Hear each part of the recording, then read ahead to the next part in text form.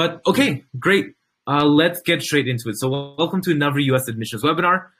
Today, more or less, what are we going to be talking about? More or less, we're going to be talking about personal statements, right? I feel like the most fun part of the application, at least personally to me, I feel like the best part of the application process is when you finish the personal statement, then it all just kind of ties together. Yet again, that feeling of finishing personal statement, getting it reviewed a few times, finally having your final draft, it's euphoric, right? It's euphoric and it's very good. And I know that personally just because we recently finished one of my students' personal statements, editing, like editing, getting feedback, all those kind of things. It's very nice when you essentially kind of are at the end of that. So more or less, let's just get straight into it then, right? So writing personal statements, aka what we're going to be calling them today, Ivy level essays. So we're going to be talking about, oh, no screen. Wait, can you guys see my screen? And by the way, when you talk in the, like when I ask you guys something, do try to comment it in the latest one, right? They can see, okay, good, awesome.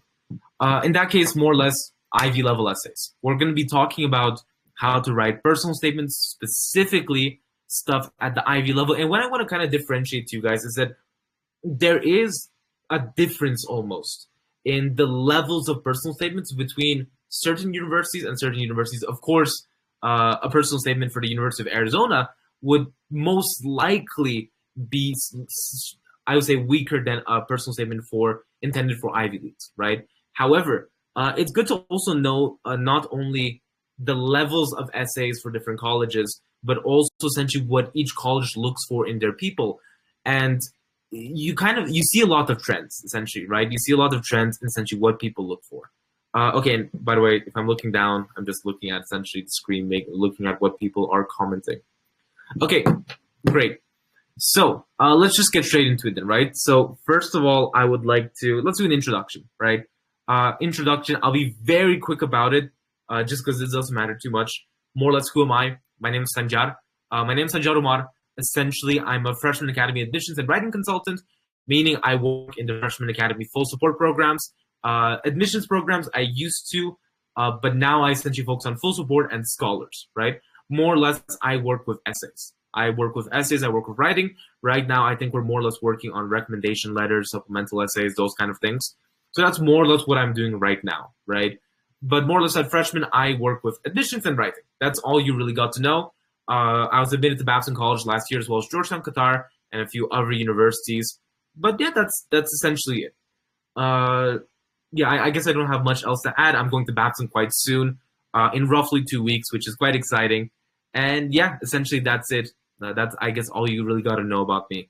Okay, now let's get on to the next point. So what is an Ivy level essay? So it's kind of I feel like, okay, so obviously when you hear Ivy level essay, you're going to think Ivy League level essay, right?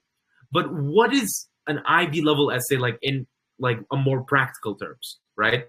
So an Ivy level essay in more practical terms would be something, okay, there's a clear differentiation, right? Yet again, I would like some, actually, I would want to highlight very quickly before we get into anything. This is kind of I feel like personally, this is the golden rule of admissions, is that ultimately, whatever I tell you, don't take my word necessarily for granted, and this kind of goes to all essentially advice you get. Typically, the golden rule of admissions is there are no must-haves or must-not-haves really in admissions unless the university says so. That's kind of the golden rule. There are no must-haves and there are no must-not-haves. Specifically, I want you guys to keep that in mind when we're going into the essays.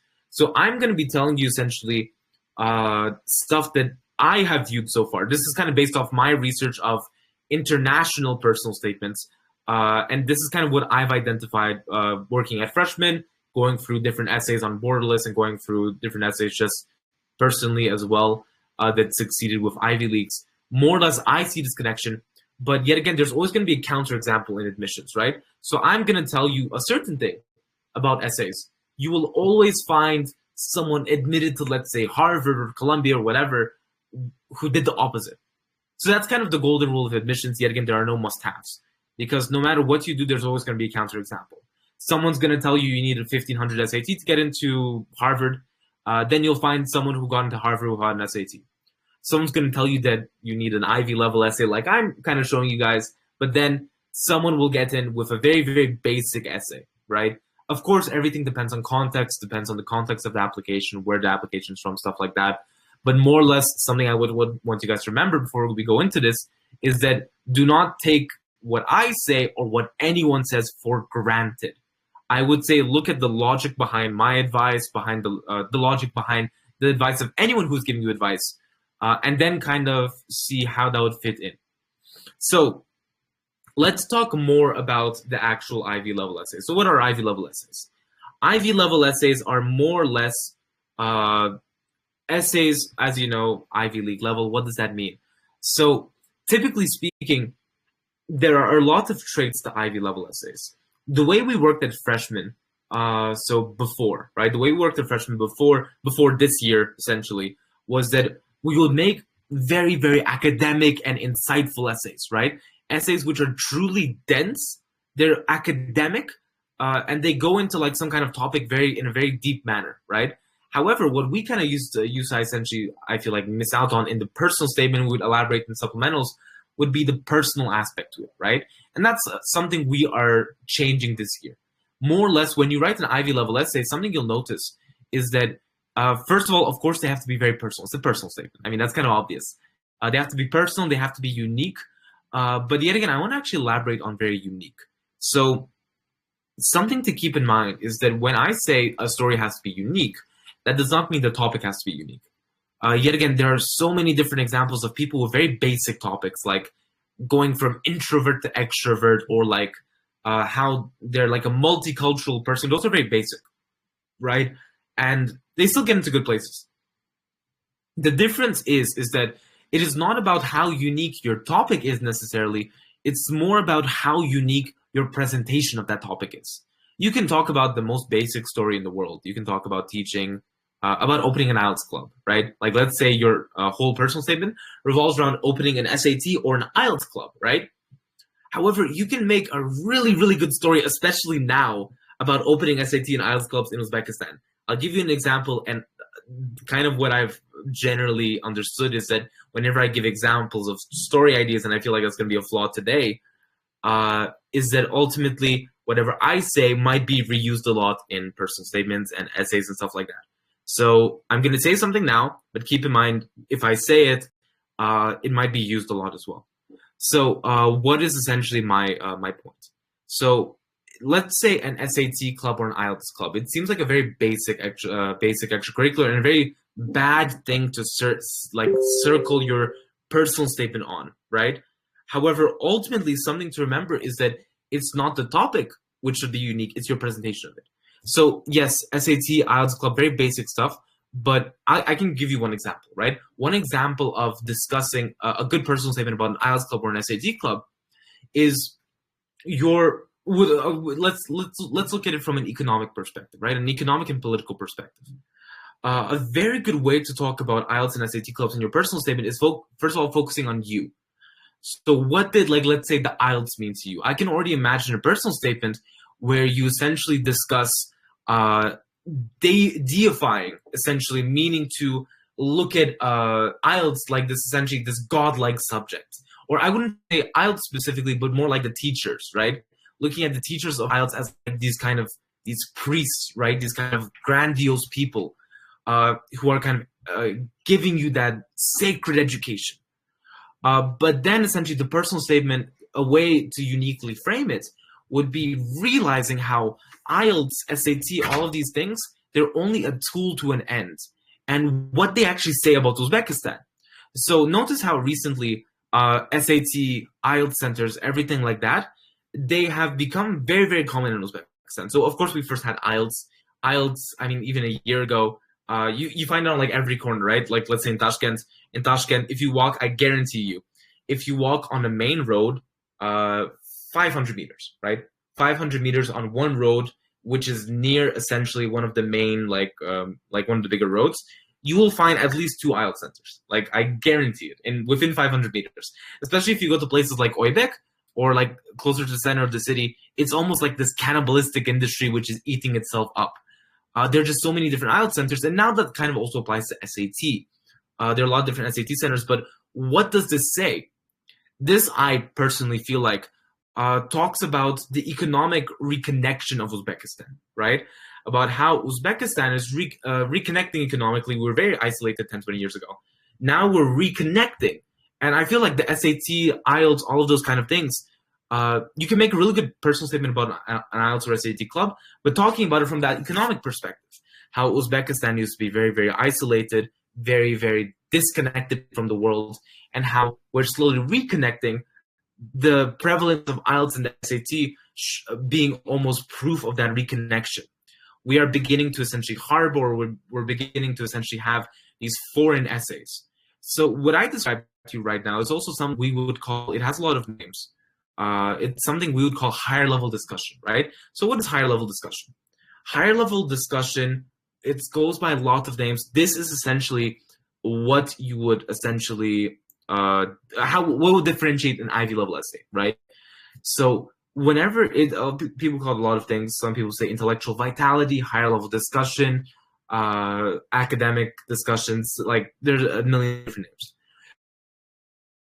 Ultimately, you want to show the admissions office in a non-nerdy, like not in like a research paper way, but more in a more kind of like subtle, just way to showcase that you can make these deeper observations about the world around you. That you can, let's say, observe SAT and IELTS and understand that SAT and IELTS, okay, it's good that they're opening up, it's good like that, but a deeper level observation of SAT and IELTS in Uzbekistan, or a higher level observation, would be realizing that these things are not just tests. These things almost represent Uzbekistan's reconnection. And it also represents how that reconnection is being commodified. That reconnection, connecting again with the world, is being essentially used for profit. And this is kind of what I like about, and ultimately, when I explain it like this, I really do feel like one of the best skills in personal statement writing is bullshitting. Or not bullshitting necessarily, but really stretching, right? But not stretching to an unrealistic length, but more essentially stretching in a way where you can understand different kind of, like when you can take a single topic and view it in a different light, or in a stretched out light, right? I feel like, okay, bullshitting and stretching might be too negative, but yeah, that's what I would say essentially. It's good to have those deeper level observations, and that's kind of what differentiates a higher level, Ivy level essay, as you would put it, in my opinion, personally, from a normal, more like a lower essentially level lesson. I don't like to use the word lower level because it kind of almost devalues, I feel like, the other essays. But there is certainly a difference between essays which are accepted to Ivy Leagues and essays which are accepted to NYU, Abu Dhabi, LACs, and stuff like that. So something to clarify before I go into this, essays for different universities, is that just because an essay for an Ivy League would typically be a little bit more advanced than an essay for, let's say, NYU Abu Dhabi, does not devalue NYU Abu Dhabi, Dukunshan, any of these branch universities, or any of the LACs as well, right? Liberal arts colleges. There's this huge debate in like the class of 2029 chat, which I was in, so a lot of you guys might have saw it. But a lot of people were kind of talking about how Dukunshan, NYU Abu Dhabi, like I even saw one guy say he was admitted to Dukunshan and he would like hate it, right? Or not hate it, he would more, I think the quote was, what was it? It was that he is not like, essentially that he's not proud of it. Something to remember is Dukunshan, NYU Shanghai, NYU Abu Dhabi, they are very, very good colleges. They are amazing colleges, better than 99% of American colleges. Just because the essays are, I would say personally, typically of a different level, does not devalue those universities, because no matter what you think, they are essentially some of the best places you can go to.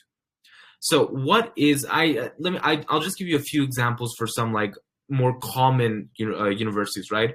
Let's say Ivy level, I think I explained it. An Ivy level essay usually has that higher level discussion.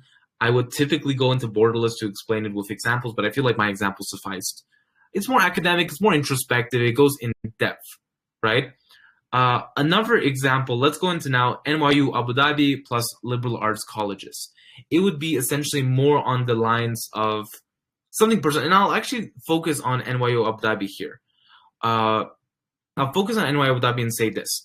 NYU Abu Dhabi has essentially this kind of notion or tendency to accept essays which are much more emotional, right? These kind of more personal, touching stories, which are much more emotional and much more essentially, I would say, I don't know, much more personal. That's what I'll put it. Much more personal and much more emotional. NYU Abu Dhabi likes these kind of stories from what I've observed. Yet again, keep in mind, my observations are not fact. Like, that's what I've seen. I've had students get into NYU Abu Dhabi. I've read a lot of personal statements which got into NYU Abu Dhabi, specifically from the people in class of 28 and class of 27. And I've seen almost universally they are essentially these very, very personal, emotional, and touching stories. But of course, most of them had like very like deep meaning behind them, right? Like, let's say I know students who talk about very, very personal issues they had, but they then discussed how they would apply those personal issues to their futures, right? Or how they would tackle them, essentially. So that's what I would say about NYU Abu Dhabi. NYU Abu Dhabi is more or less, they will look for, in my opinion, yet again, this is from what I've observed, it's not fact. From what I've observed, they will look for more personal essays, more personal, emotional, touching stories with, of course, good meaning behind it. But that's what they like. Duke Kunshan and NYU Shanghai, I feel like I can say this with a little bit more confidence just because I've seen so many of these kind of essays, and I feel like the acceptance rates just talk a little bit more for it. Duke Kunshan and NYU Shanghai, they are two separate levels of university. Let me focus on Duke Kunshan first. Duke Kunshan would be more or less, I would say Duke Kunshan would definitely care much less about the actual essay writing. Like, it's much harder to get into NYU Abu Dhabi, I would say, than Duke Kunshan, even though both are amazing universities. Duke Kunshan just focuses more on actually what you did, right? Of course, NYU Abu Dhabi looks at that equally, if not more. But Duke Kunshan, I feel like, doesn't really care too much about the writing style or like the beauty of the essay, right? Yet again, this is my subjective opinion. I've had multiple students get into Duke Kunshan and NYU Shanghai.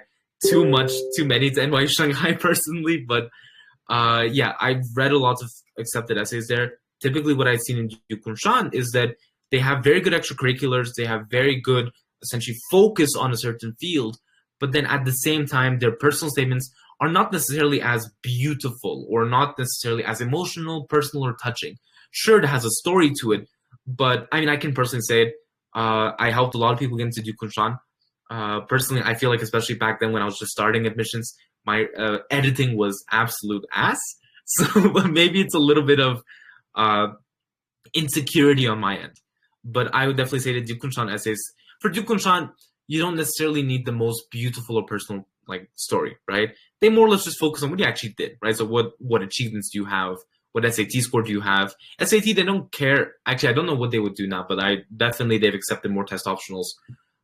Duke Kunshan is typically you either go test optional or you go with 1500. There's kind of no middle ground, or a high 1400. Then let's talk about NYU Shanghai. NYU Shanghai, okay, so it's like, I regret putting them in one tier because Duke Kunshan is definitely much more competitive than NYU Shanghai.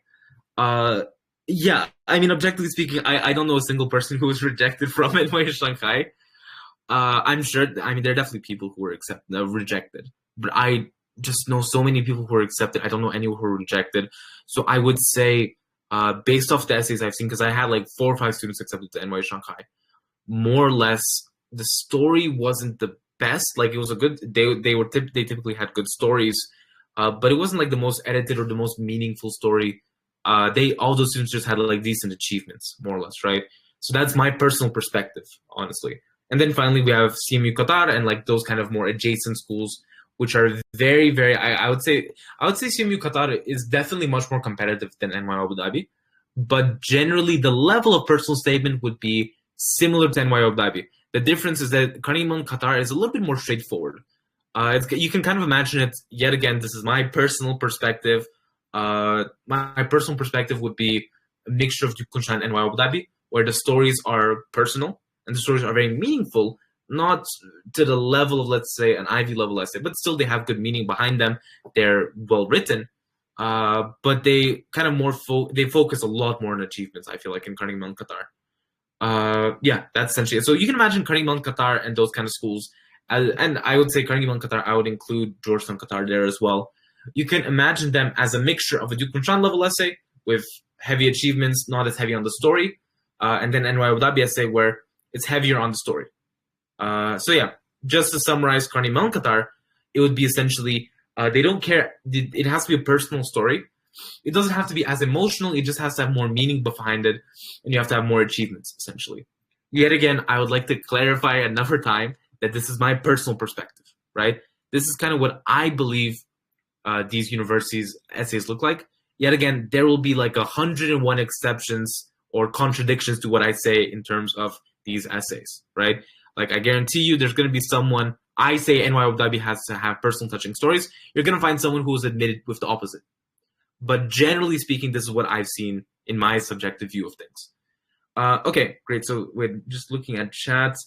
Okay, so I guess stream might be lagging a little bit. It should be fine. Okay, now let's go into the next point. Let's make sure we're...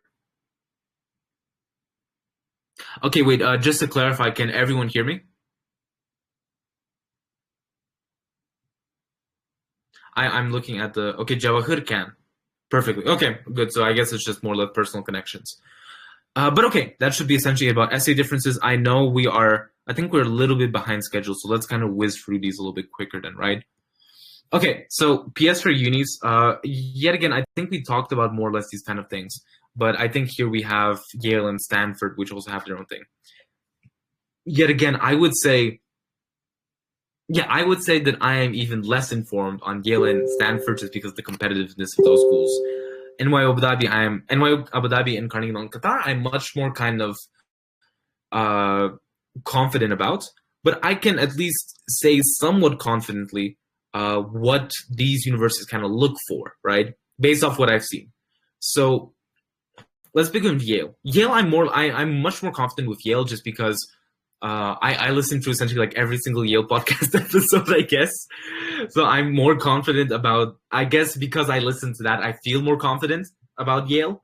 But what I would say about Yale is that the biggest thing that was emphasized, I feel like, throughout the entire podcast and through the acceptance, like, because when you're accepted to Yale, they actually write you a personal, like, what you call acceptance letter. I had something similar at Babson, but I had I had a note where it was like the smaller note and there was like a few lines of personal handwritten text about my application and how they liked it and all those kind of like nice words, right, and compliments. Whenever it comes to Yale acceptance packages, from the acceptance packages I've seen, both have noted, first of all, the open-mindedness of the student.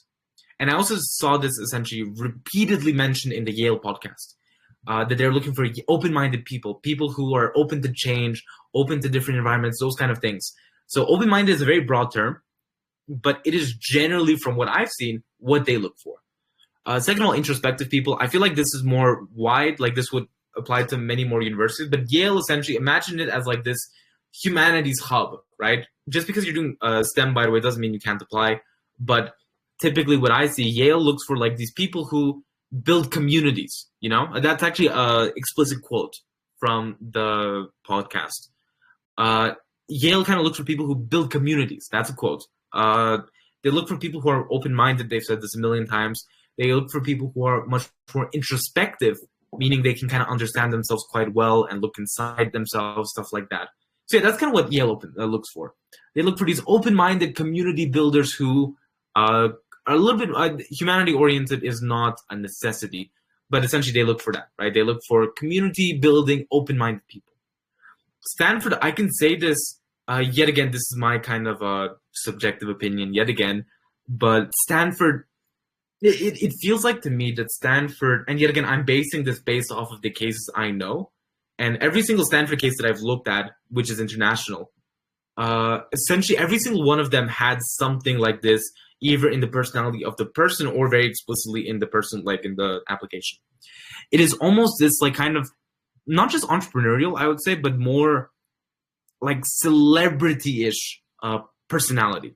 Like a lot of people who are accepted to Stanford are these kind of more it's hard to express. I wrote celeb-ish people, but I guess the proper term would be they kind of look for people who would kind of become celebrities, you know? They look for the more flashy cases. An example I can give is, I know at least like, yet again, it's biased. It's I don't know every single case which is accepted at Stanford, but I've seen so many cases of people accepted who are essentially these like people who are like clearly like there's something about them which makes them like a celebrity, you know? I mean, you can take Ferengis, right? Ferengis has like one of the biggest, I would say, like personal platforms when it comes to admissions. Huge Telegram channel. She's been on multiple podcasts. She's very, very active on social media. You can kind of see that, right? You can see that not only that ambition in her, but also this kind of tendency to become popular almost. And yet again, I wouldn't want to project that on Ferengis. I can give you another case of which called what was it? Oh, yeah, there was this one international case from Peru. They were accepted to Stanford for REA, I believe, and they were running an Instagram account. And yet again, they have a lot more in their application. But a very big thing for them was running an Instagram account with 5 million followers on it on Instagram, right? And it was a very big thing for them. So that's another thing I would like to add essentially, is that Stanford, they look for these kind of more ambitious people who would almost become celebrities, right? That kind of thing. Then we go to MIT and NYUAD. NYUAD, I think I covered more or less. NYUAD, when it comes to not the personal statements, but more or less what they kind of look for in people. And people, NYUAD explicitly, like, it's plastered all over their website. You go on their website, they say this again and again and again. They always talk about essentially global change makers or globally minded people, that sort of thing. And that's kind of the mission of NYU Abu Dhabi. You can see what these people, what these universities look for based off of you can find what these universities accept, who they accept based off of like what they look for and what their website is like. NYU Abu Dhabi plasters all around. They're looking for global change makers. And that kind of makes sense because they are a very international. I would say NYU Abu Dhabi is probably the most international college, even compared to places like Minerva, who ship you around the world, right? Why? Because NYU Abu Dhabi is not only an international campus, meaning there's much more diversity. Typically in American schools, it's 80% Americans, 20% international.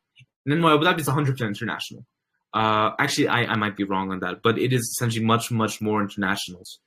That's one thing. Another thing about NYU Abu Dhabi is that because they are much more international, they also have a lot of the connections with NYU itself. NYU also is they have 12 campuses around the world, right?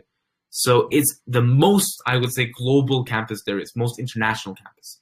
So obviously they look for those kind of people, right? They kind of look for those kind of more globally minded people who will change the globe, not just their kind of environment. And also they typically have, like, as I said, personal, emotional, touching stories. Okay, do I see any questions? I do not see any questions. Okay, let's then continue. We'll try to yet again whiz through this. So standing out, I'm going to be very quick with this. Essentially, when you're applying to universities, of course, yet again, this is not a must-have in admissions. I feel like I should have like plastered this on every single slide, right? Like, you do not have to have this, or you do not, like, this is not fact. Because ultimately something to remember is that when you come to these webinars, when you get feedback from other people, keep in mind that what these people tell you, including myself, right, always approach it with skepticism, right? Healthy skepticism. Don't be essentially a naysayer saying that, oh, you're wrong, right? Don't immediately say that. When I say skepticism, I mean essentially question what the people are saying, right? Just so you can see that logic behind it. I believe there are going to be 4 Unicrafter sessions. I'm the second session. Something to remember is that every single person who is going to do a speech in the session, they are going to have personal biases. This is one of my personal biases, I feel like, but I tried to kind of get around it. So what is my personal bias? My personal bias is that I feel like you need to stand out in admissions through being interdisciplinary, right? Being essentially a mixture of not just like a CS guy or a business girl, but being a business girl who used business to like change the environment, right? Or like change the environment in her essentially country. Or the CS guy who used CS to change like the healthcare practices in their country, right? Something like that. That's my personal bias, because I feel like these cases are much more, I would say, interesting. And I feel like objectively also they are quite more interesting. But something to remember is that this isn't universal. Let's say colleges like Princeton wouldn't look for these kind of more interdisciplinary people. Yale would love interdisciplinary people. Yale loves this kind of more interdisciplinary application, stuff like that. However, other universities might not. So what I would say is this: take everything with a little bit of skepticism, but also I would say try to stand out in admissions. Don't be too basic. Like, don't be just I'm doing business and then all of my extracurriculars are internships that my father's friends gave me and I never actually did. Right? We all know half of like the internships people have are just kind of like that, right? So try to stand out a little bit. Try not to be essentially the more or less boring business guy who's like super into finance and then wants to do finance in college. There's a million of those guys. Talk about the significance of finance in your context. Talk about how you think you could use finance for something else, you know? Same thing with any major. Essentially, I feel like this is very important. Standing out, right? Standing out, being unique, those kind of things. Okay, looking at the comments yet again, I don't think I see anything. Do I see anything? Can you hear the speakers? Okay, yeah, no questions so far. Okay, great. So let's quickly whiz on. Let's quickly whiz through the mistakes as well. So first of all, I saw I don't know who runs the Unicraft account. I guess it would be Joker. I saw him clickbaiting essentially this slide. So first of all, let's just go through the like common mistakes, right? First of all, very, very important. When you look up successful personal statements, 90% of the time they will be from domestic students. And so something to keep in mind is I've read a ton of these kind of personal statements, like accepted to Yale, right? Or accepted to 8 Ivy Leagues, like that kind of thing. But then I read the personal statement and like the personal statement objectively, it's a good personal statement, but it just doesn't have like that, let's say that higher level discussion, or it doesn't have that sort of deeper meaning behind it. It's just a very basic story, right? And this is where I talk about essentially the exceptions. There's always an exception because I said there has to be a higher level or deeper level meaning behind Ivy level essay. You'll find a million people who are accepted without that. One very big example is domestic students. So admitted to Harvard essays, college essay guy essays, admitted to Ivy League essays. So first of all, something to consider is that if they're coming from a domestic perspective, they're most typically ass, or to put it in better terms, they're not bad. They are typically good essays. They have a good kind of personal nature to them. However, ass is way too, I would say, also vulgar, but also I would say mean and wrong. It's not that the essays are bad. It's more that the essays are just on a different level. Because ultimately, when you come from the US or when you come from different contexts, like let's say if your dad donated a building, right? Or if you're from the US or if you're from a very competitive background, you do not need to have, let's say, the most insightful essay necessarily. And so this is the issue with American essays. American citizens, they get much more space in the universities typically, and they also get much more financial aid. Because of that, yet again, something to remember is that admitted to Harvard essays, admitted to Yale essays, if they're not from an international, they're typically bad. Or they're typically very mediocre, I'll put it that way, just because they're coming from a domestic perspective. International essays are quite good typically. So if it's coming from an international student, specifically Borderless, I love it. It's an amazing tool. I'm not advertising their consulting or anything. I don't know anything about that. I'm specifically talking about the stories they have there. I feel like Borderless has such a good thing where they show you the stories of the people who get into these Ivy Leagues from an international perspective. But at the same time, they don't show you the essay. So you can't just like copy it, right? But they give you the ideas behind the essay and you can like really essentially understand why this person got in.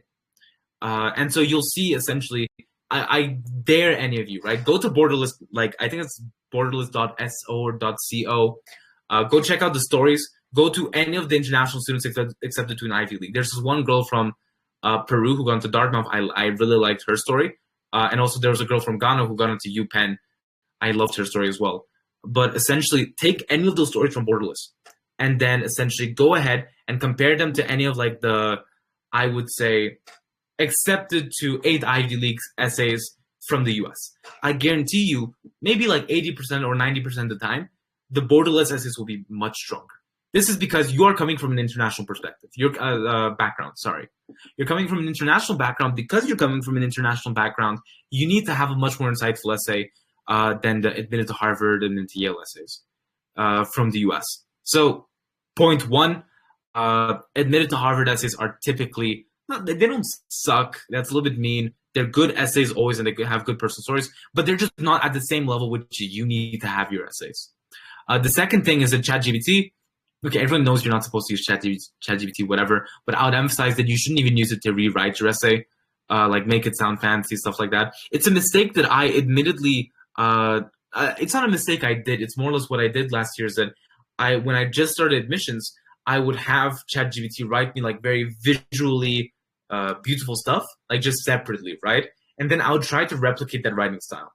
That also has had a lot of flaws to it. Specifically, my writing would sound much more robotic because I was writing kind of like ChatGPT. This was at the very beginning of last year. I realized it very quickly that it was a very bad idea. But essentially, that's another thing to consider, right? ChatGPT just objectively, it's not really the best thing to take because ultimately, yeah, it's just it writes in a very like simple way, and everyone uses ChatGPT. So even if you rewrite it and ask it to write it in a better way, 1,002,000 other people ask ChatGPT to do that. So that's something to remember. Finally, essentially, I would say that's essentially it. The main advice I would also give from this part would be that ultimately, don't do what you see in the essay samples. Don't do what you see work for other people in their personal statements. Because the whole point of a personal statement is to be unique, to be not like anyone else. I guarantee you, if you're reading a successful essay, 1,000,000 other people read it. Like, I guarantee you, unless you like somehow hacked into the, I don't know, unless you somehow hacked into like the Google Docs account of like Abdulaziz or something, right? And he got his Harvard essay. Unless you did that, 1,000,000 other people probably read the essay you're reading. Because of that, a lot of people are gonna subconsciously, I would say, they're gonna try to essentially replicate why are you reading it, right? You're reading it to kind of see how you can succeed and what to take from that. I would say this commonly leads to failure just because the whole point of the personal statement is not to be like the other people, right? Not to be like the other people, not to be like the other admits, to be very, very unique. So that's what I would say about essay writing. Okay, let's skim through. So PS is just the beginning. This is more about supplemental essays. I won't really get into these too much. I think Saifullah covered this quite well last time. Now let's get into the fun part. So I know, okay, I think we're like, what? Okay, we're like, okay, we're 17 minutes late to this, or I guess I was 5 minutes late, so 12 minutes late to this. But I think we can do this quite well now. So what I'm gonna do is, 1 second, let me just unshare that. Okay, I can see myself again. Great. What I would want to do now is essentially PS reviews. So Jawahir and the Unicraft team asked me to go through a few personal statements and give my feedback, essentially, right? Do kind of a live checking of them. So I believe, yes. So Jawahir, could you like send me those? Do you want me to share the screen or share the document itself? If you want the document, I would prefer to share documents. Yeah, I would prefer that you share documents so I could put comments. Okay. Just send me your email and I'll share it to you. Yeah, sure. 1 second. Let me just send Jawahir my email. Actually, I'll do it from my phone.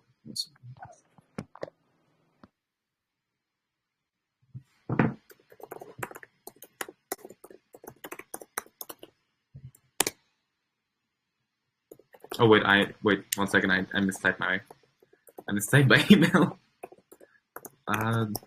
.com. Yes, here we go. Okay, yeah, that's the right one, not the first one. Jawahir. Wait 1 second. I'll stop sharing my screen. Wait, how do I stop sharing? Did you receive it?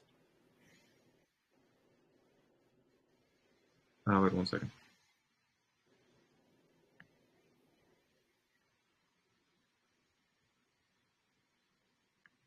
My computer is like lagging quite heavily, so it's taking some time to stop sharing. Wait. Okay, so you sent it to my email, right? 1 second. Gmail. It should be on your email, I guess.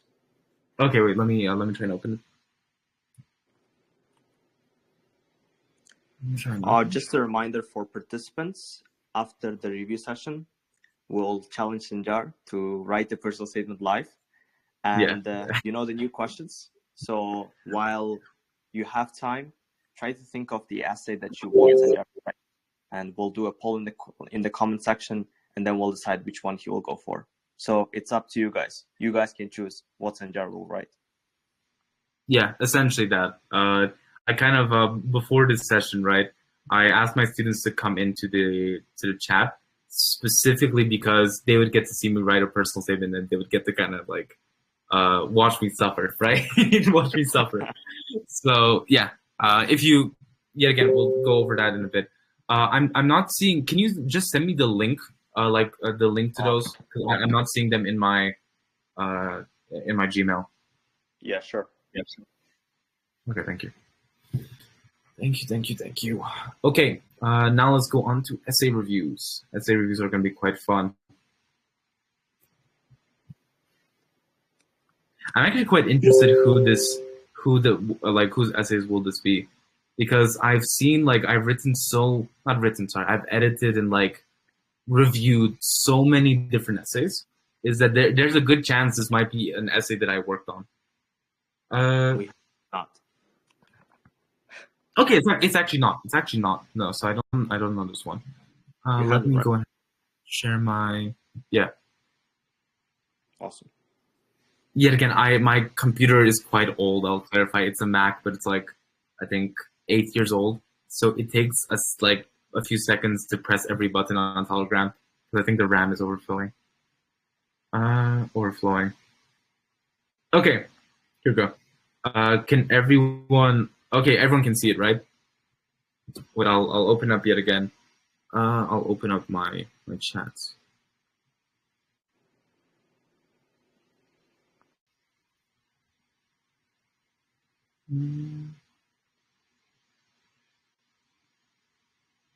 Yeah, okay. I think everyone should be able to see it.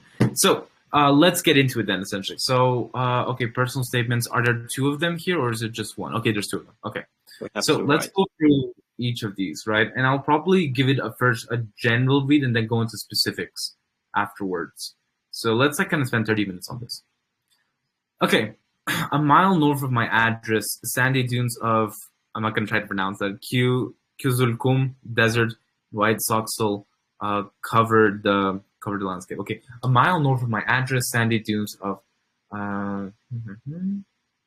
Okay, here the first month of spring brings the smell of a sweet paste made from grated wheat and wheat flour, sumalak, prepared for Navruz. Ceremonious sound of karnayan. Karnayan. Okay. The crowd of old aunties and uncles dancing, signifying a wedding celebration. I am Uzbekistani. Okay, so I'm Uzbekistani. Okay, so my immediate criticism typically would be too much, and actually, let me just get a word count out, right? So my immediate criticism would be typically too much description, not too much you. Because, okay, if we really just take this whole thing and we just boil it down, this is the only thing about the actual person behind the essay, right? That he's Uzbek. Everything else is him describing, or him or her, of course, him or her describing Uzbek things. But I would say because this isn't necessarily bad. If it is evolved upon in the next paragraph, then it might be actually quite good at the contrast. Let's look for the whole thing first. Sanjar? Okay. Yeah? I think they may not be seeing your screen well.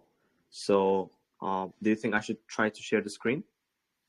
And you can do the editing on your laptop, but I'll just share the screen so that they can see. Okay, sure. Why not? Let's go with that. Okay, I'll stop sharing. Yep. Wow. Wait, can you guys not see it? Oh, wow, it's really glitchy. Yeah, I'm so sorry, guys. Yeah, that looks horrible. Right. That looks horrible. Guys, in the comment section, please let me know if you can see it now. Okay, I see it very well. I'm looking at Jawahir's screen. I see it very well. Zimega, it should start up again. Yeah. It should start up again. I see a screen. I see it very well. I see it. If it's visible, just let us know. Can you zoom in, please? Jawahir, can you zoom in a bit just because you can remove the Like there's a lot of stuff around that you can zoom in a bit.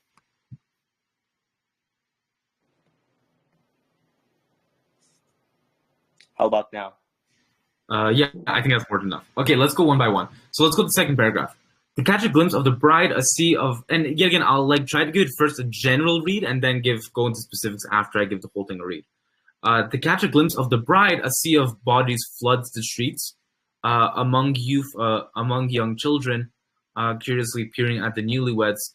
8-year-old me on the tip of her toes. Okay, so it is a her. I shouldn't have assumed him.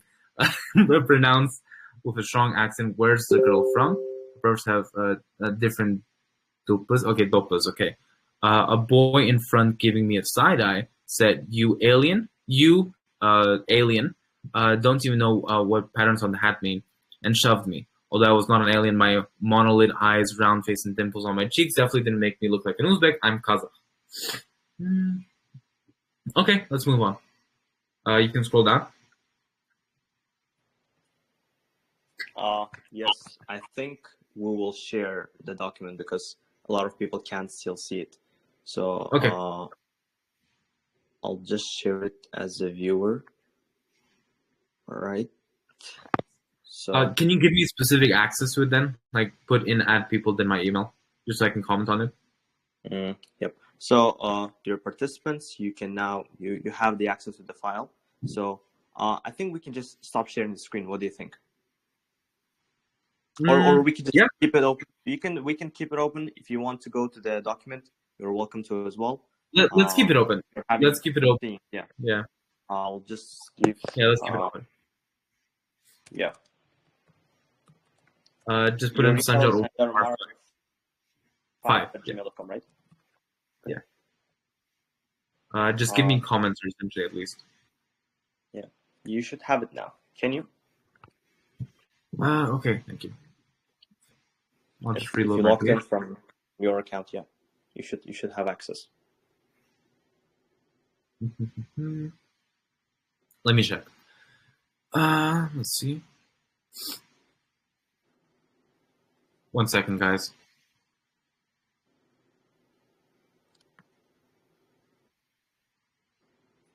Okay. Do I have commenting access? Okay, I can comment. Yeah, all good. You can even. Okay. Yeah. Yeah, okay. Let's continue. So I'll still go from the share screen just so I can ensure everyone can see. So Johar, can you scroll down? Okay. So just a summary of the previous stuff. First paragraph was being Uzbek. Second paragraph was like being in Uzbekistan, but being like different from the other Uzbeks, right? Being essentially Kazakh, right? So okay, let's go on to the next one. 416 miles of my address lie Uzbekistan. Dave, if I continue. Yes, I started recording. Awesome. Okay, great. Surrounded by, let's go to the next paragraph. Surrounded by people with the freedom of speech and representation of global cultures, I grabbed some Oreo cookies with milk, curled up in the corner of the kitchen couch, and started introspection. What means being Kazakh? All these different words. No, these are just elements of the culture. What about being Uzbek? Can Uzbek live in Tashkent? Live in Tashkent, study abroad. Live in Kishloch. Khorazm, give one answer to questions. Probably not. In America, everyone has a sense of belonging to a culture with the same value through. Is this one long quote? Oh, this is a very long quote. Okay. So if we don't have a kind of idea that every citizen get behind of, okay, so this is something I don't like, but I'll talk about that a little bit later. Then changing positions to sitting cross-legged, I continued, what if I was the one who couldn't accept myself as Kazakh among Uzbeks and Uzbek among Kazakh, not trying to discriminate against me, but simply attempting to identify me by clarifying my background and identity. I understood. My problem was exacerbated by the absence of a national idea of identification in Central Asia. It wasn't just me wandering confused. It was my country, nation, and people who were and still are in the process of confusion.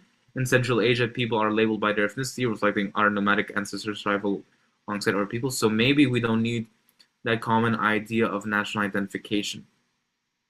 At that moment of realization, the disappointment and resentment faded. Now I don't need a bigger sense of belonging. Okay, so overall, not bad, right? It has a lot of good points, but it has a lot of weaknesses, I feel like. So first of all, what would I say first? Okay, let's actually go paragraph by paragraph. So something I would like to clarify here. So the first overall, actually, let's go with this first. So overall, what do I feel like are the flaws with this essay? So the overall flaw of this essay, I feel like, is first of all, it's a little bit okay. So the topic is a little bit more common. That is not necessarily a flaw, but it is something to consider. Is that like 1,000,002 people write this kind of essay, right? It's like about like multicultural like background, right? I mean, the thing is, the writer highlights it herself. We as Uzbeks, as Central Asians, are inherently quite multicultural a lot of the times. Maybe not in my case. In my case, although I lived in other places, I'm like purely Tashkent as far as it goes, right? Uh, okay, I'm sorry. I want to continue the personal statements. I just cannot get over the fact that someone is just on camera eating like an octopus. Okay, that's fine. Anyway, uh, essentially, what are the main flaws of the essay? First of all, the topic is a little bit overdone. Everyone writes about being multicultural and stuff like that. That does not necessarily mean it is bad. There are going to be a lot of essays which are successful with this topic. Just something to consider is that it is a quite common perspective. Let's go into specifics though. So in specifics, this kind of essay would be quite good for like I would say like it's NYU Abu Dhabi, like NYU AD level, right? NYU AD level, that kind of thing. The issue is that it's why is it not like an Ivy? Wait, not gonna do that. So why you might be asking yourself why is it not like an Ivy level essay, right? So my simple answer to that would be that it's a nice and compelling story, but the issue is that there's not much deeper introspection. Like, sure, there is the very, very explicit introspection at the end where it's just like a long quote saying, kind of explaining it to the reader almost. But at the same time, the introspection at the end is not to a very deep level. It's quite an obvious introspection, right? So, but yet again, I wouldn't say that's necessarily a negative. Uh, let's go into more specifics, I'd say. I think that would make my criticism a little bit more clear. Okay, 1 second. So let's go paragraph by paragraph just so I can be more clear. First of all, first paragraph, not bad, right? So this kind of beginning is actually like it's okay. Uh, this part, okay. So typically, I would actually criticize this part. I would actually say that this is a little bit of a weak, what you call it, introduction. However, the good thing about it is consistency. So the what I like about this personal statement is that they clearly reused this a mile north, a mile east, a mile west, and I really like how they reuse that essentially, right? They don't just drop it here. It's not just a boring introduction. It's something they consistently do. So a mile north of my address, they describe the deserts, right? Then for 106 miles east of my address, they describe the border of Uzbekistan. 6,000 miles west of my address, they describe the USA. And I really like that consistency. I like how we keep coming back to this like consistent thing of like this far away from my address. It also helps essentially, I would say, personify the what you call it, the length or the distance between places, right? How like how far, let's say, the U.S. is, and then how far Uzbekistan is, and then how all these cultures still mix. Okay, let's go into specifics and let's go into some criticisms though. So that's the introduction. Here, the first month of spring brings smell of sweet paste. Uh, Yet again, like, okay, so what I would criticize here is a little bit like too much description, right? Like, it's not bad to have description, it's good to have description. I just feel like in this, especially first 62 words, we don't have, like, I would say it's good to have this amount of description, especially at the beginning, it's okay. It's just like, uh, it's, what would I say? Essentially, it's all description, not a lot of the actual person, right? I would say ideally what you would do is that at the beginning, instead of just pouring out essentially a description of Uzbekistan, you would okay. If you're requesting to do something, please stop. It just comes up a lot. Essentially, if you want to begin your essay with like this kind of descriptive introduction, it has to relate to you much more. Sure, Uzbekistan is very kind of obviously relevant to this writer. However, at the same time, I feel like there's just not enough of the actual person in it, right? I understand that it's I'm Uzbekistani, and it serves essentially the purpose of describing who they are. But this is like what? This is 60 words of just pure description, right? 60 words of nothing about the reader. I mean, sorry, nothing about the actual person. 60 words just about Uzbekistan. So I would say in this part, I would tie in a little bit more like of the person itself, right? The person themselves. I would essentially take this part and I would essentially look more at your place within that, right? Within that description, I would say it's okay to remove maybe one line of description just so you can more describe your place within that essentially rich culture and stuff like that. Okay, let's go on to the next one. To catch a glimpse of the bride at sea of bodies. Yep. So this part, I guess it's kind of like montage structure. The issue is that like it's very. Oh wait, actually, is this? So I'm actually a little bit confused. I assume this would be a different celebration, right? Because it's a bride, and this is Navruz. So I'm assuming these two are two different essentially celebrations, and that's an issue because here it's a very sudden jump, right? We suddenly go to a different celebration. Among young children, curiously peering at the newlyweds, 8-year-old me on the tip of her toes, announced with a strong Uzbek accent, "Where's the girl from?"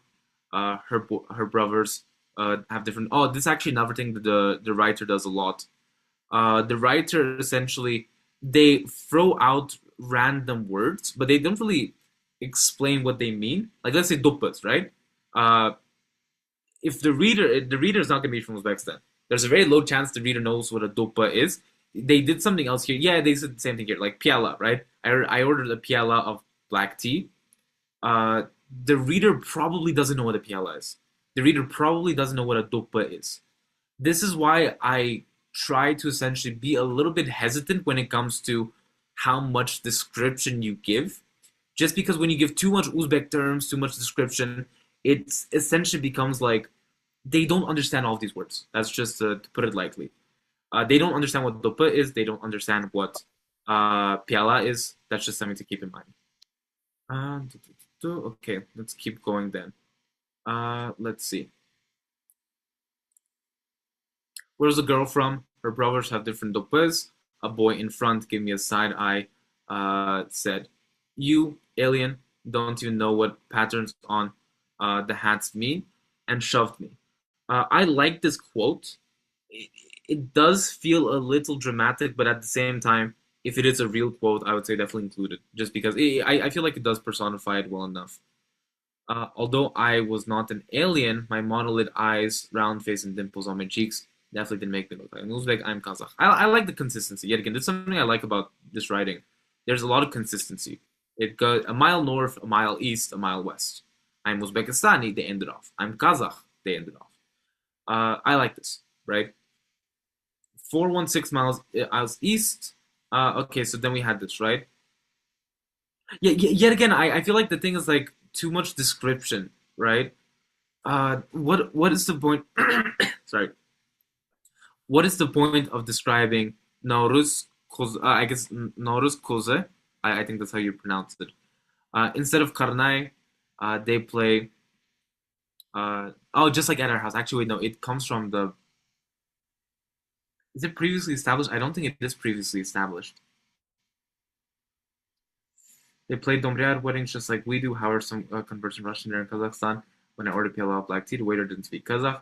When Brahimi corrected me my piala to kase, people hearing my dialect subjected me to an interrogation like, "Where are you from?" Okay, so generally not bad.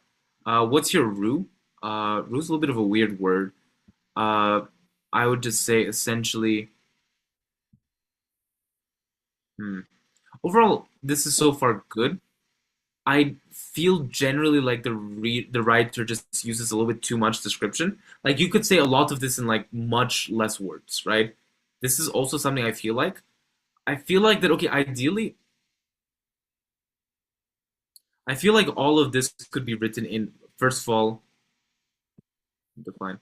Uh, so these markets were along the Silk were markets along the Silk Road. A trade network my motherland Uzbekistan was at the heart of. Mm,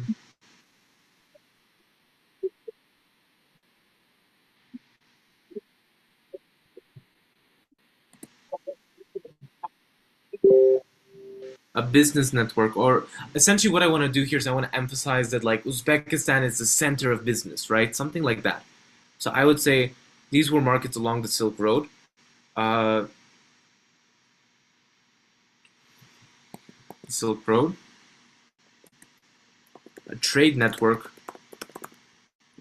my motherland, Uzbekistan, laid at the heart of.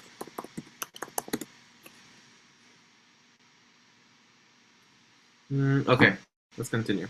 Oh, lay at the heart of. Okay.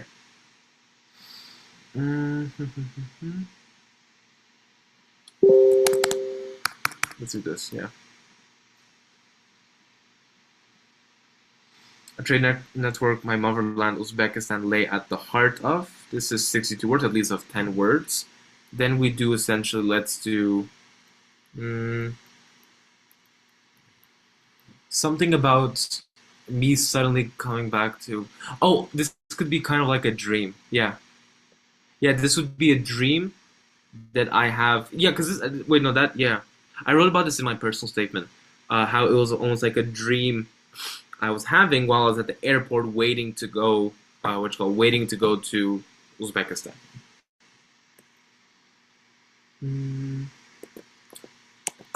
Terminal.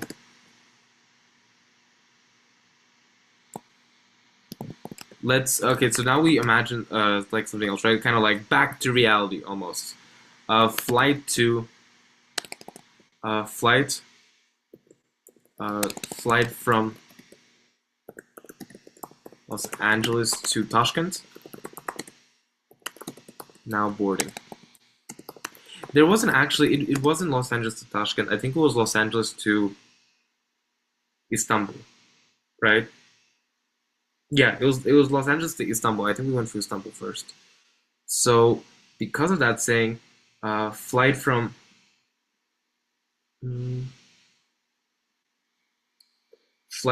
Los Angeles to Tashkent, now boarding. Blared. Blared.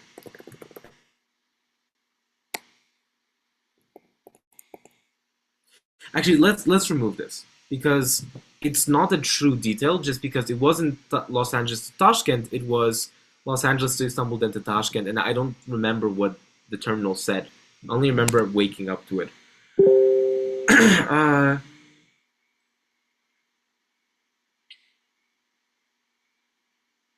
Yeah, let's do this. So now would be waking from the dream.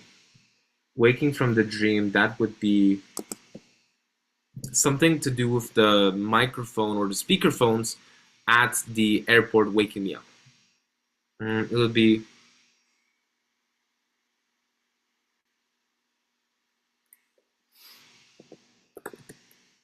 the airport speakers, the airport. Let's put speakers for now. The airport speakers awoke me from my dreams. I would soon awoke me from my dreams. I was finally visiting Uzbekistan. I was finally visiting Uzbekistan.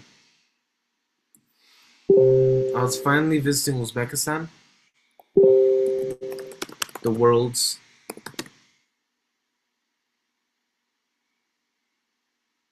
world's heart of commerce.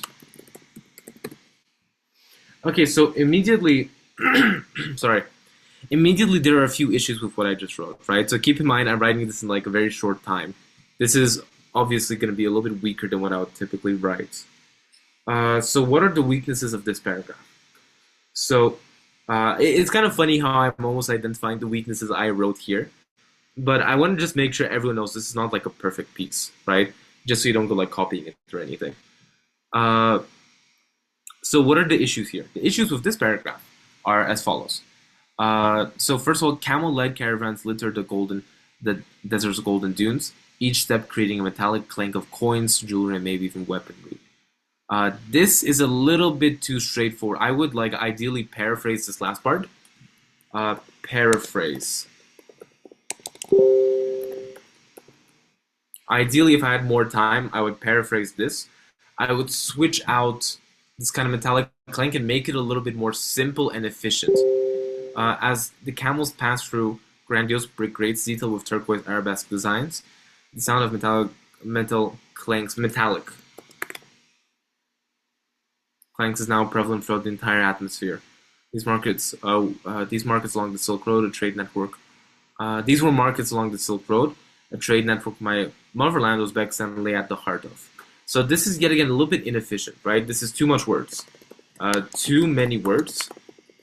Inefficient. So I'm saying this in too many words. If I had more time, I would essentially cut this down. I would make it much shorter because we're wasting too many words. This does not have to be 80 words. This could be probably written in 70 words. And 10 words makes a big difference. The way I'm planning this out is that each smaller one is 75. That adds up into 150. That means there are 4 150 paragraphs. That adds up to 600 words. When there are 600 words, adding even 10 will result in an extra going to 610. And then if I do that with each paragraph, I'll have like what? 680 to 700 words, not 650. So ideally, I would cut this down. The airport speakers awoke me from my dreams. I was finally visiting Uzbekistan, and this is also quite weak, right? Weak sudden transition should be more visual. Ideally, if I would have a little bit more time, I would make this much more, because here I'm kind of more telling the reader what's happening. I'm telling them that I was awoken from my dreams by the airport speakers. If I had a little bit more time to edit it, I would cut down the beginning, and then I would essentially, and then with the second part, I would make it much more visual, right? Essentially. Now let's actually tackle the interesting part of going to Uzbekistan.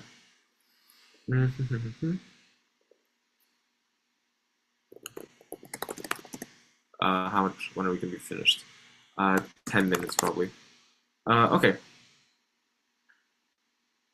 Let's go into the second part now. So modern Uzbekistan, right? Oh wait, actually no. There's another thing we didn't cover. We didn't cover the fact that we were that I moved because of the business. We can cover it in the second part. Actually, we can cover it.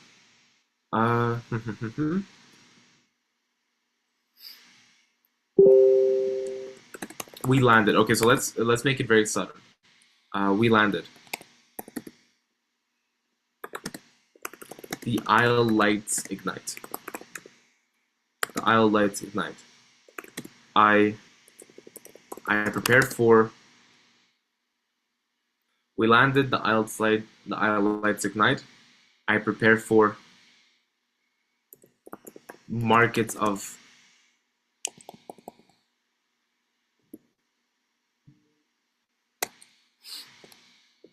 I prepare for desert markets.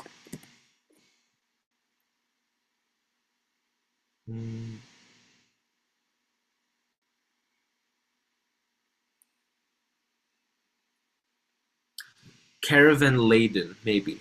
So we landed. The aisle lights ignite. Aisle lights being like the lights in like the aisles of the plane, right? I prepare for desert caravan laden. So this might not actually be a word. Caravan laden, meaning like a lot of caravans. Caravan laden desert markets. Yet am greeted. So I prepare for caravan laden desert markets. Yet meet.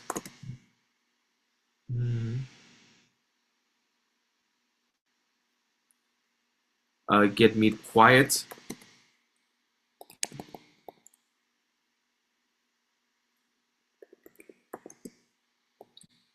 yet meet quiet.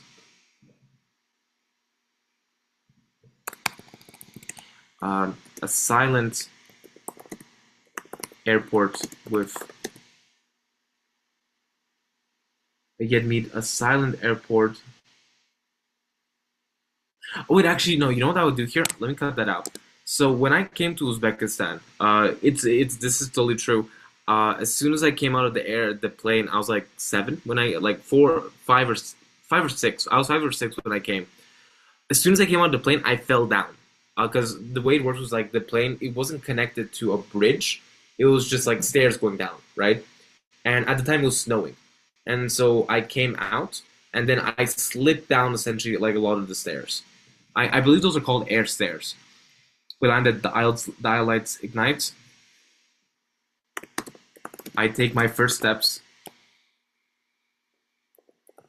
Taking my first steps into a desert, a caravan laden.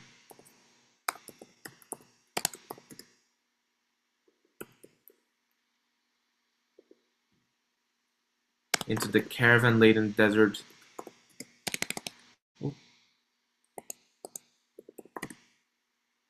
The aisle lights ignite, taking my first steps into the caravan laden desert dunes of Uzbekistan. I tumble down. I think it was how many? Okay, this is like a rough approximation, but I want to give like a rough number. I don't know. Let's say like 24, right? 24 steps of icy, of icy.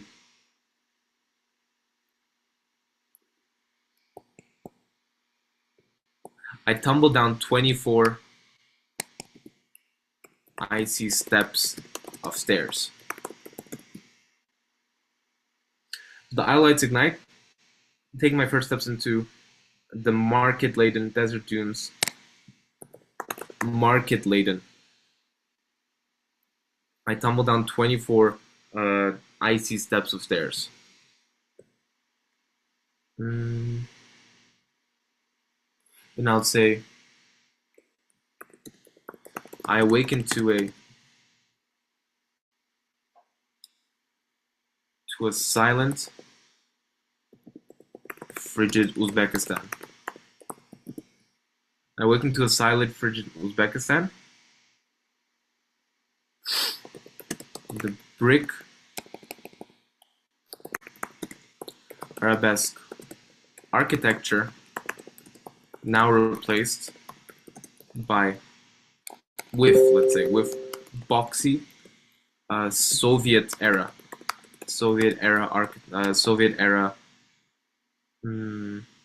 buildings. Departing the airport. Departing the airport.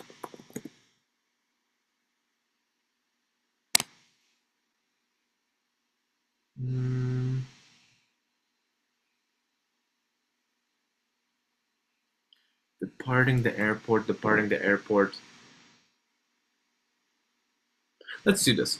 Departing the airport. I see no markets. I see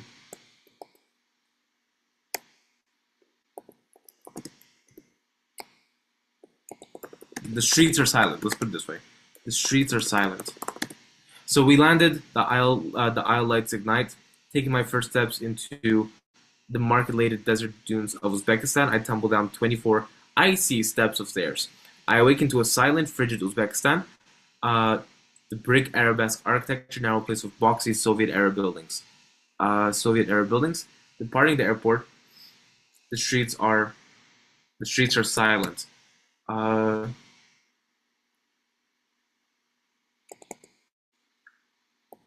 streets are silent.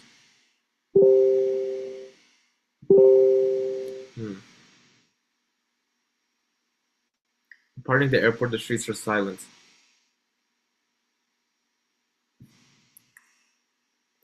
Not a sliver of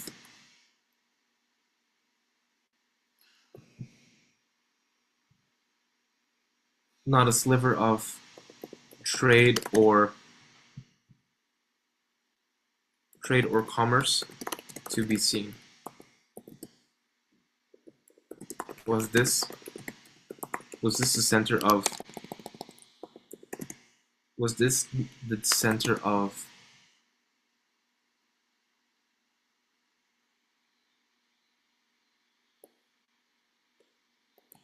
was this the global center? Was this the global center of business? Okay, how many words is that? 66. We have 10 more words. Departing the airport, the streets are silent. Oh, yeah. The streets are silent with not a sliver of trade or commerce to be seen.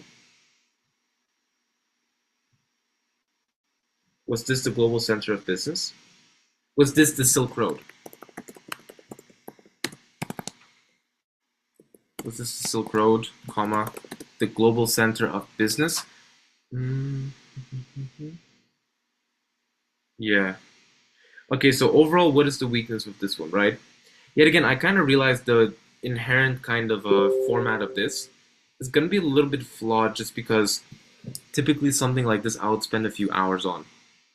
But just to give you a rough approximation of what I'm going for here, I feel like, okay, so looking at this now,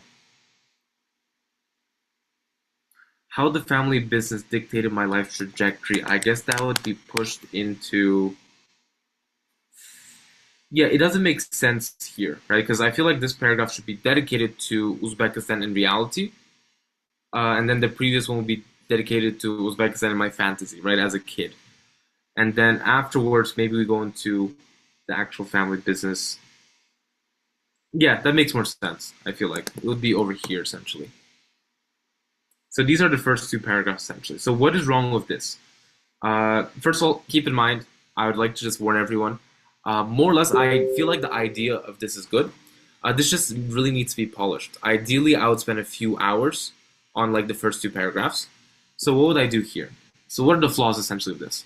We landed, the island lights ignite. I like this part. I think I would keep this. Taking my first steps into the... Yeah, this is wordy. This is very wordy and inefficient. If I had more time, I would cut this down. Wordy and inefficient. Sorry. And not, let's just say not efficient. I mean, I can't bother. Wordy and not efficient would need to be cut down. That's one thing. This needs to be cut down. I awakened to a silent, frigid Uzbekistan. The brick arabesque architecture now replaced with Soviet, Moxie Soviet. That's fine. Departing the airport. Departing the airport. We also don't need to necessarily, we don't need to say it was replaced. Don't need to say it was replaced by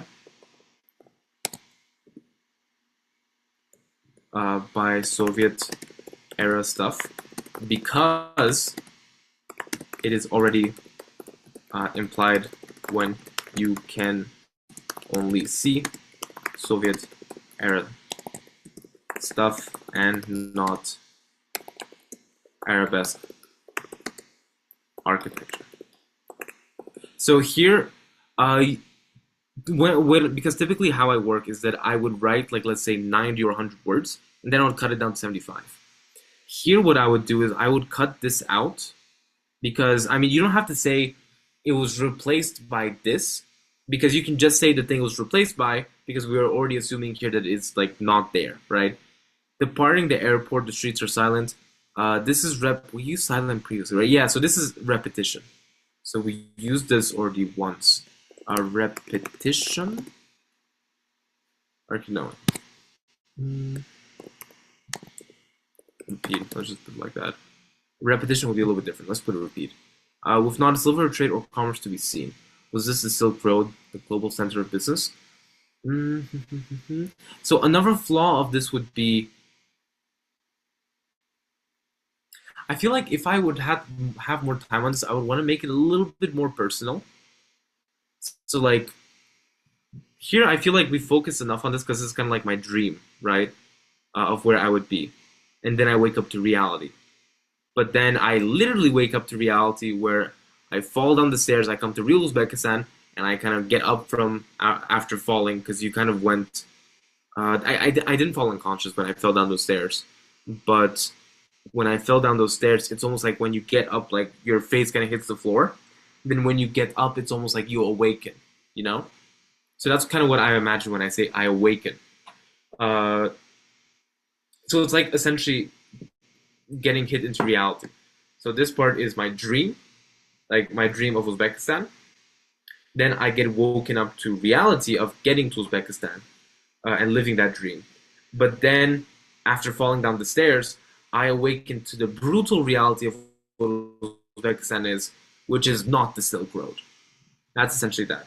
What's this, the Silk Road? So ideally, I would make this much more personal. I feel like I would add much more personal emotion here, like what I kind of felt, right? Yeah, essentially that. Should have more personal emotion. But essentially, that's like the first two paragraphs. This is how much. This would be like roughly 140 something. 150. Oh, on spot. Great. So overall, that's essentially it for the first paragraphs. So I realize now that, what you call it, because of the format of this, obviously I cannot really produce a perfect paragraph in the first two parts, but I feel like this idea is generally good. Sorry, here. This whole idea is good. The only thing is the execution here has to be fixed a little bit. There are small things, right? And I marked, essentially, I feel like every single flaw in this writing. So yeah, that's essentially it from me. I don't really have anything else. I mean, yet again, that's sort of it. This is how I would write a personal statement. I would first of all put my raw thoughts on the paper, kind of what I did here, and then I would edit it again and again and again. I would edit this for like maybe another hour or two, right? Just to get it to like the perfect place. Yeah, I guess that would be essentially it. Okay, let's see. I guess now we would go on to questions, right? Wait, let me just wait. Where is Unique Crafters? Unique Crafters. Okay. Jawahir, I ask you to unmute. Yes, do you wanna take over some questions? Yeah, I'd be happy to go over some questions now. All right. Just a minute then. Okay, great. Let's go over some questions. So yeah, that's essentially it for the writing part of the session. Thank you for watching. I guess that part's more or less the idea of that thing of that first part. I feel like is good. The only thing I would improve on is the execution there in the actual writing itself. I would edit it for another hour or two. Okay. Oh, yeah, there is also a link. That Wait is 1 second. in the comment section. So what are you sending me? Uh, Oh, okay. So these are the questions. Okay. Yeah. Okay, let's go for each of the questions one by one. First of all, what topic should we avoid in our personal statement? There's no topic you need to avoid. A lot of people say you need to avoid religion, you need to avoid politics, and although it is harder to talk about religion, if religion is the most important story to you in your personal statement, go ahead. Go with religion. Just be very careful with how you word it. Specifically, you would want to be careful not to say that your religion is right, but more you have to talk about how your religion affected you. So just to answer the question, what topic should we avoid? There's not really any topic you should avoid. But if you want to be super safe, it'll typically be religion and politics, but you can still make a good personal statement with that. Can you write about not only our successful project, but also the case that we failed? Yeah, absolutely. Writing about failure, I actually wrote about kind of about failure in my personal statement, right? About how at the end of it, I had like this big project with like business and all those kind of things. But at the end, I kind of talked about how ultimately it wasn't super successful, right? Like we helped out like a single like Uzbek guy, right? But it wasn't like the biggest success ever. So it wasn't really a failure, but it wasn't really a success. We talked about that. But you definitely can talk about times you failed. It actually adds a lot more character to you and it adds more honesty, I would say. How to keep your authenticity throughout the writing process, because there's a possibility that as a result of handless edits, you will make your personal statement too artificial. How to avoid that? So typically, that's a fair point. I feel like generally with staying authentic, it's all about kind of having your personal voice being able to be heard through the essay, right? So the main thing you have to avoid is being too academic, too boring, too academic, stuff like that. That's what I would avoid. To make it not artificial, I would say leave it a little bit raw. Don't edit it too hard. You need to edit the ideas behind the personal statement, not necessarily the writing itself too hard. Of course, that's also important. You have to edit the writing, but I would say try not to edit the writing too much to where it sounds like GPT. Edit the writing, edit the ideas behind the writing. Okay. Let's go for the next part. Did you study at public school? What are your extracurricular activities? So essentially, I didn't. Okay, so in a very technical sense, my school's a public school, but it's not actually like a public school. I studied at Tashkent Ulugh International School, TUIS. In a very technical sense, we are a public school because we're owned by the Ministry of Foreign Affairs. But essentially, it's like you can imagine it as like imagine like a normal Uzbek public school, but much smaller. But the entire curriculum is the same, just in English. That would essentially be it. What are your extracurricular activities? I didn't have much extracurricular activities just because I applied when I was 15, right? So my extracurricular activities were Uzmerch, aka my main business back then. I don't run it anymore, but I used to back then. Uzmerch, I'm working in my family business, and I was very transparent. I said it was not any business; it was just my family's business because it was a part of my story. One internship related to business and e-commerce that I had I got through LinkedIn. One accounting kind of internship I got through like kind of like Tanish, that kind of thing. One international cultural festival which was relevant to Uzbek history. Another extracurricular about writing in Uzbek history, and then I had an SAT club which I mean didn't add anything, and then I had theater. I used to go to theater a lot. I used to do a lot of kind of shows, выступления, and stuff like that. Okay. If it's in Uzbek, I cannot read it. Sorry, my Uzbek's quite bad. Should trauma dumping be avoided in the PS? Why or why not? Not necessarily. So, trauma dumping should be avoided, where you just dump trauma.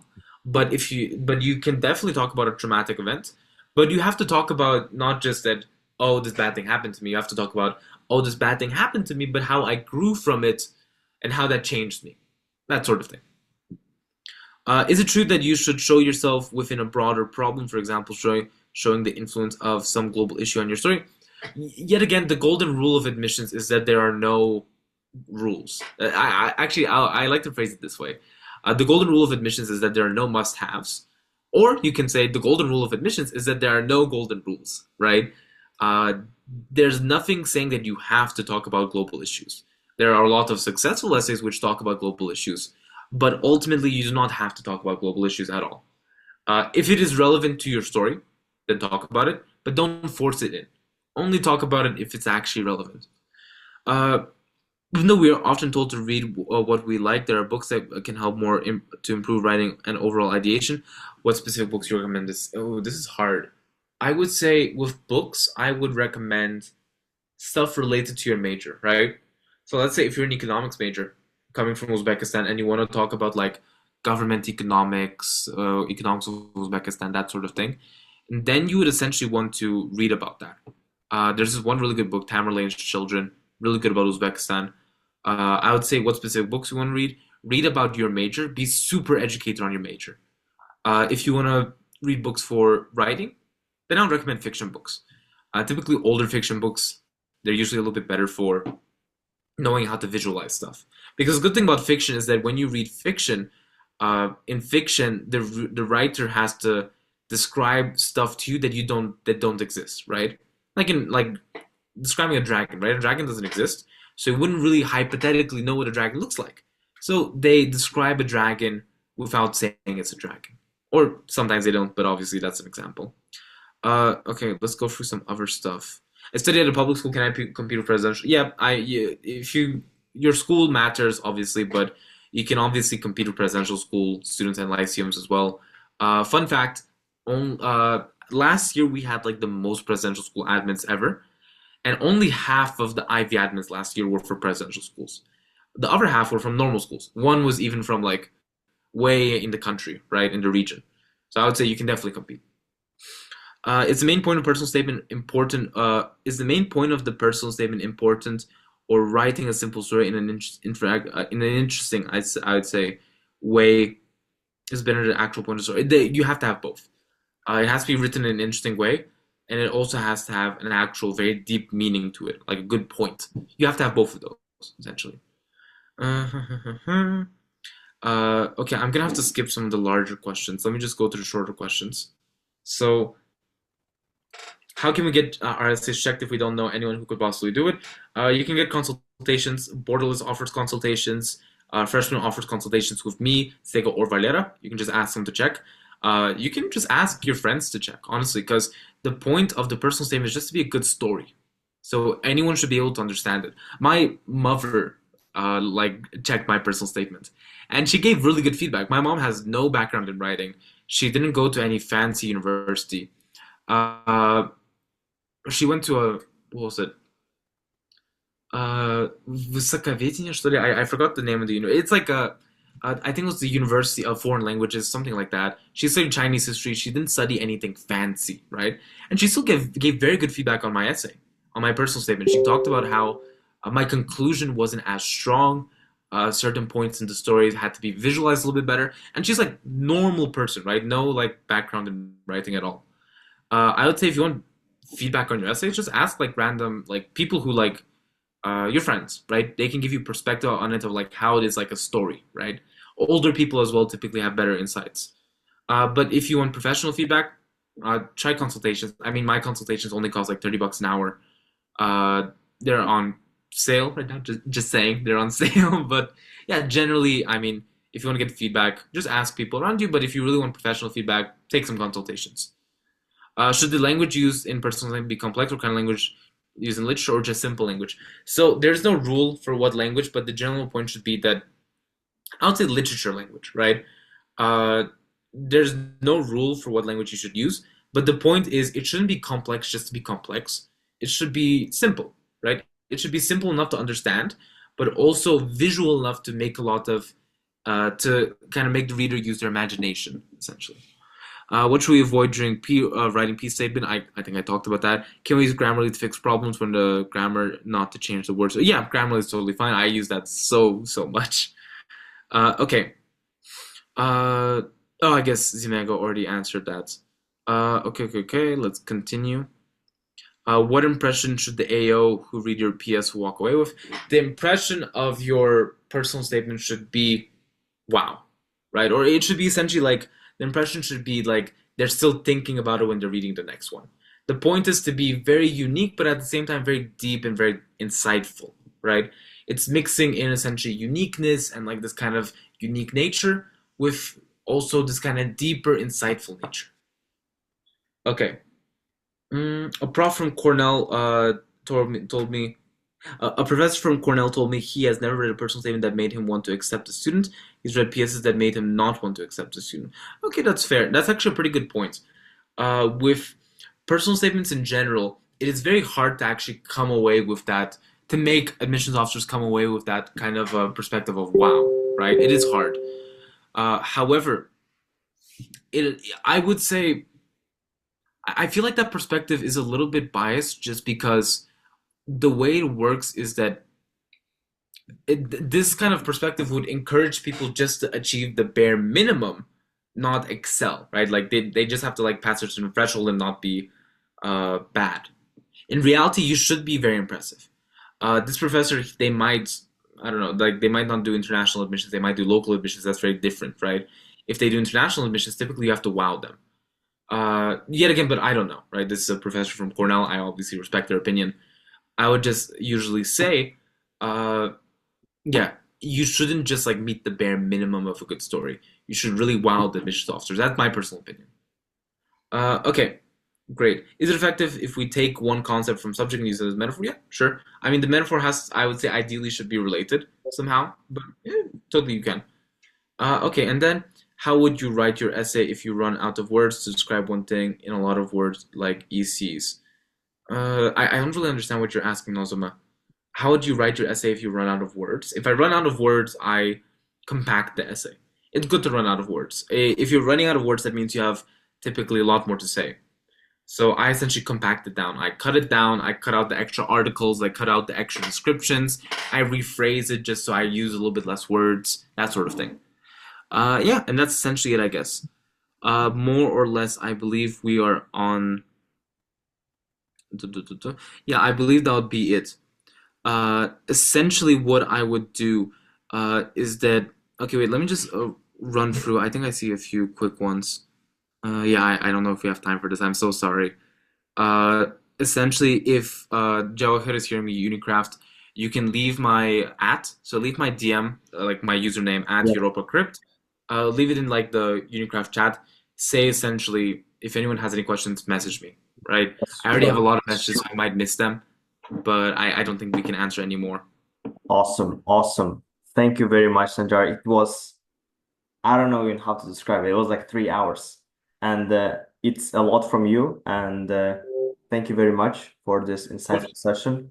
I am 100% sure that a lot of the students here have gained a lot of information, have learned a lot from you regarding the essays, and it was amazing to see you at work. So thank you very much once again. Yep, awesome. Thank you everyone for attending. Uh, we had some technical difficulties, but I think honestly it went well. I covered most of what I wanted to cover. And yeah, that's essentially it. Everyone have a good day. I'll leave my message like thing in the Yeah, chat. They can sure. message if they have questions. Yeah. And yeah, have a good day, everyone. Bye. Thank you very much. Bye.